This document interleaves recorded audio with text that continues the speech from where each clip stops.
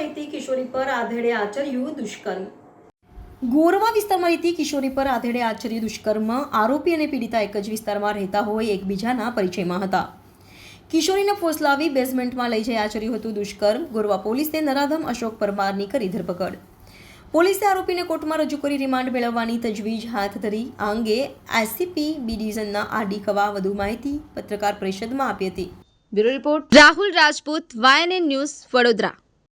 ફેબ્રુઆરીએ સાંજના 5:30ની આસપાસ ગોરવા પોલીસ સ્ટેશનમાં એક રેપનો બનાવ બનવા પામેલ હતો. પોલીસ સ્ટેશનને સૂચના મળવાથી જાણ થવાથી તરત જ પોલીસ સ્ટેશને એમની નોંધ લઈ, ગંભીર નોંધ લઈ અને ફરિયાદ દાખલ કરવામાં આવેલી છે.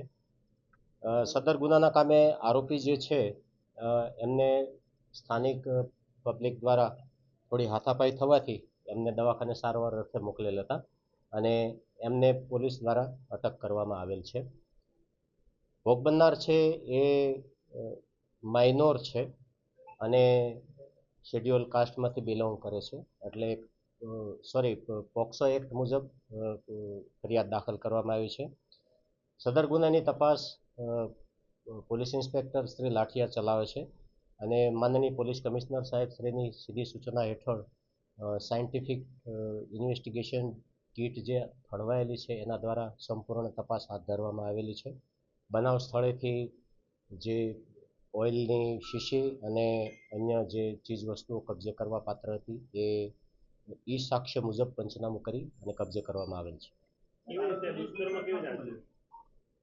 ભોગ બનનાર જે છે એ મેન્ટલ થોડા ડિસેબલ છે અને રેસિડેન્સ બંનેનું નજીકમાં છે, જે અનુસંધાને આરોપી અને ભોગ બનનાર અગાઉથી પરિચયમાં હતા અને આ દુષ્કર્મ આચરેલું છે.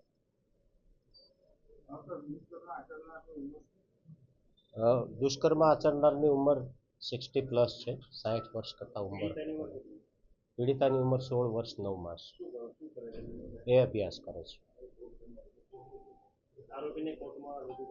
હા, આરોપીને અટક કરી કોર્ટમાં રજૂ કર્યો છે અને રિમાન્ડ મેળવવાની પ્રોસિજર ચાલુમાં છે. Subscribe now and press the bell icon. Never miss an update.